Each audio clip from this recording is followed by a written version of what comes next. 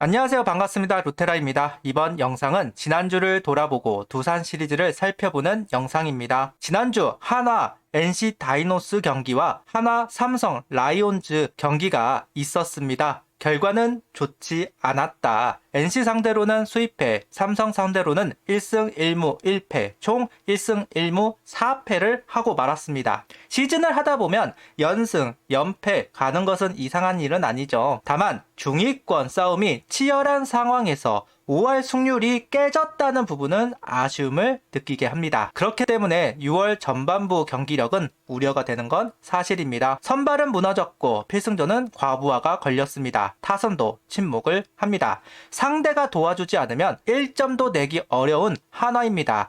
여기에 수비까지 흔들려 버렸던 시리즈였다. 특히나 삼성전이 너무 심각했죠. 연패가 길어지면 여러 문제점들이 노출되기 마련이지만 그래도 6월은 참담하다는 표현을 안 할 수 없을 것 같네요. 일단 우리 선수들 성적표를 살펴보도록 하겠습니다. 먼저 야수 성적입니다. 이번에 알아보고서요. 가장 좋은 타율을 기록한 선수가 허인서 선수입니다. 권강민 선수가 1위라고 돼 있긴 하지만 변별력이 있는 타석은 아니니까요. 실질적으로는 허인서 선수가 3할 5푼 7리로 가장 좋은 타율을 기록합니다. 이어서 안타 부분은 7개를 친 이도윤 선수, 홈런 부분은 3홈런을 몰아친 강백호 선수입니다. 그 뒤를 유민, 문현빈, 페라자, 노시안 선으로 이어지고 있습니다. 2할 5푼 이하의 성적을 보여준 선수들이 많다는 점이 안타까운 부분인데요. 특히나 문현빈, 페라자, 노시환, 여기에 심호준, 김태현, 주전으로 나서고 있는 선수들의 부진이 뼈아팠다고 할 수는 있을 것 같아요.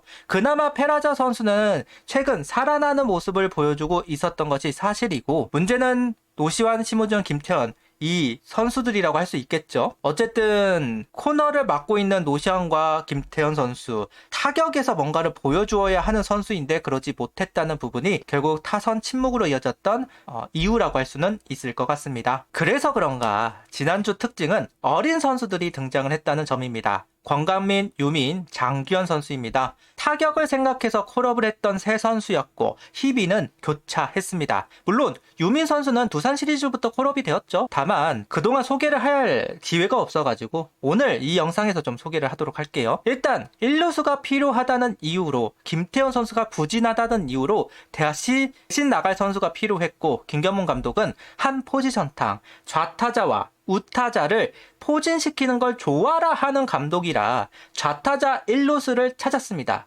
그리고 1루수는 기본적으로 장타를 좀 원하는 게 있잖아요. 그러다 보니 장규현과 권강민 선수를 먼저 활용을 했는데요. 문제는 성과가 있었다고 할 수는 없습니다. 특히나 수비에서 허점을 보이면서 아쉬운 결과만을 남기고 장규현 선수는 내려갔습니다. 오늘 권강민 선수가 내려가지 않을까 생각을 했었어요. 최은성 선수가 이제 퓨처스에서 이제 모습을 드러냈고 내일 모레 최은성 선수 바로 올릴 수도 있지 않을까 생각을 했었는데 오늘 등말소를 확인해 보니 내려간 선수는 없었습니다. 일단 내일도 말수가 되는 선수, 등말수가 있다고 볼 수는 없겠죠. 아마 향후 권강민 선수는 최은성 선수와 자리를 교체하지 않을까라는 생각은 해보고 있습니다. 일단 6월 들어오면서 발굴을 한 선수라고 한다면 유민 선수를 이야기를 할 수는 있겠죠. 물론 유민 선수가 나이스하진 않아요. 나이스하게 안타를 많이 향상해내고 역할을 해주고 있거나 그러지는 않습니다. 다만 모남은 없어 보인다. 그러니까 기회를 줄 만한 부분들이 있다.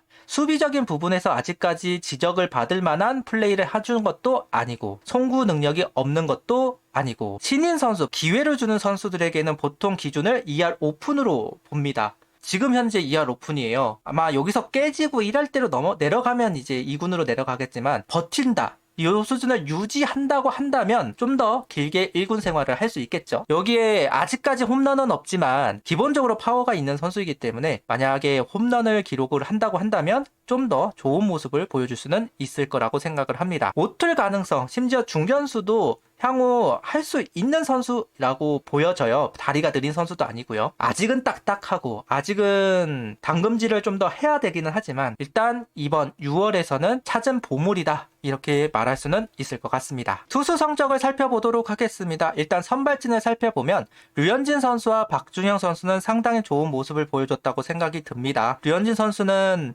한 경기 나와서 1.50의 평균 자책점, 그리고 박준영 선수는 5이닝 동안 투구를 해주면서 역할을 해주었습니다. 아쉬웠던 건 외인 세 선수라고 할 수 있겠죠. 에르난데스 선수와 왕해청 선수, 화이트 선수도 화요일 경기는 망쳤고 다행히 일요일 경기는 회복하면서 역할을 해주었습니다. 불펜 쪽으로 본다면 확실히 휴식을 했던 선수들은 좋은 모습을 보여줬어요. 추격조 선수들 정우주, 황준서, 준영, 장유호 선수까지. 장유호 선수가 좀 실점은 있기는 했지만 그래도 긴 이닝을 소화해주면서 역할을 해주었습니다. 그러면서 1승을 가져갔던 장유호 선수예요. 필승조 선수들 좀 아직은 아쉬운 부분이 있겠지만 지난주에 비해서는 확실히 호투를 해주는 경우가 많기는 많았어요. 어쨌든 추격조 선수들이 몇 경기를 책임져주면서 2경기, 어떤 선수는 3경기를 책임져주면서 어느 정도는 이제 필승조가 좀 숨을 쉴 수 있는 상황이 만들어졌는데요. 계속 이야기하지만 김서현 선수를 올려서 뭔가를 할 생각이 아니라면 박준영 선수와 장유호 선수를 어떻게든 빌드업을 시켜야만 합니다. 그래야만 필승조들이 과부하를 안 걸릴 수 있을 거예요. 이번 주도 마찬가지입니다. 타자에 유민 선수가 있었다면 투수 쪽은 장유호 선수를 언급을 안 할 수 없겠죠. 너무나도 잘해주었습니다. 평균 자책점 3.18, WAR 0.15. 일단은 1군에서 결과를 보여주었다는 점에서 일단 칭찬을 하고 넘어가고 싶어요. 퓨처스와 1군 올라왔을 때 안 통하는 경우가 더 많잖아요. 실질적으로 장유호 선수도 이전에 실패했던 정적이 많이 있고요. 그래서 내심 추천을 하면서도 내심 걱정을 했던 것도 사실입니다. 그런데 장유호 선수가 잘 적응을 하였고 좋은 모습으로 보여줬습니다. 한승주 선수가 KT로 가고 이태양 선수가 기아로 갔습니다. 하나에서 롱맨으로서 역할을 하던 선수가 점점점 사라지고 있었던 것이 사실이에요. 새롭게 롱맨을 찾아야만 하는 시점이었는데 그 역할을 해주는 선수, 바로 장유호 선수를 찾았다는 박수를 보내고 싶습니다. 그렇기 때문에 김경문 감독한테 좀 이야기를 하고 싶어요. 퓨처스 기록이 아무리 믿을 수 없는 기록이라고 하더라도 무시할 수 없는 기록이기는 하다는 점, 이 부분을 알아주셨으면 좋겠습니다. 일단 이번 주는 주간 두산과 주말 SSG를 만납니다. 두산은 최근 연패 분위기예요. 하나도 어렵게 경기를 끌고 가고 있지만 두산도 마찬가지입니다. 안 좋은 분위기 속에서 두 팀이 만났습니다. 결국 두산을 상대로 반등의 요소를 찾아야만 합니다. 일단은 연패는 끊었고 두산 상대로 반등의 요소들을 찾을 수만 있다면 또다시 한번 화를 회복할 수 있는 기회를 만들 수 있지 않을까라는 생각은 해보고 있습니다. SSG도 보면 약하죠. 기본적으로 안 좋은 분위기가 이어지고 있는 팀인데요. 하나 입장에서는 반드시 승리를 많이 챙겨야만 하는 한 주입니다. 이번 주에서 승리를 챙기지 못하고 5월 회복을 하지 못하면 결국 어려운 팀들을 만나야 하고 어려운 팀들 상대로 승리를 해야 하기 때문에 더더욱 어려운 시즌을 맞이할 수밖에 없습니다. 그런 면에서 이번 주 진짜 중요하다. 안 좋았기 때문에 연패를 계속 당하고 있었기 때문에 더더욱 중요한 한 주가 될 것 같습니다. 지금 현재 팀 순위를 잠깐 보시자면 두산과 하나는 게임차는 똑같아요. 게임차는 똑같지만 이제 승률차가 조금 나면서 이제 5위, 6위를 나눈 상황이고요. SSG는 지금 9위입니다. 좀처럼 회복을 하지 못하고 있고요. 최근에는 롯데가 상당히 좋은 모습을 보여주고 있어요. 5승을 달리고 있습니다. 그러면서 롯데도 중위권 싸움에 도전을 하고 있는 상황, LG가 독주를 하고 있는 상황 속에서 KT와 삼성은 나아가고 중위권들은 제자리 걸음, 롯데의 반등, 이게 지난주까지의 스토리입니다. 이번 주는 롯데처럼 우리가 많은 승수를, 연승을 가져가면서 판을 뒤집을 필요는 있을 것 같아요. 그래야만 가을 야구에 갈 수 있는 기회가, 희망이 생기기는 할 겁니다. 일단 SSG는 너무 먼 상대이기 때문에 두산 시리즈만 알아보도록 하겠습니다. 선발진을 살펴보도록 하겠습니다. 화요일은 류현진 대 타카다, 수요일은 에르난데스 대 최민석, 목요일은 박준영 대 벤자민으로 예상이 되고 있습니다. 아무래도 목요일 날 어려워 보이죠?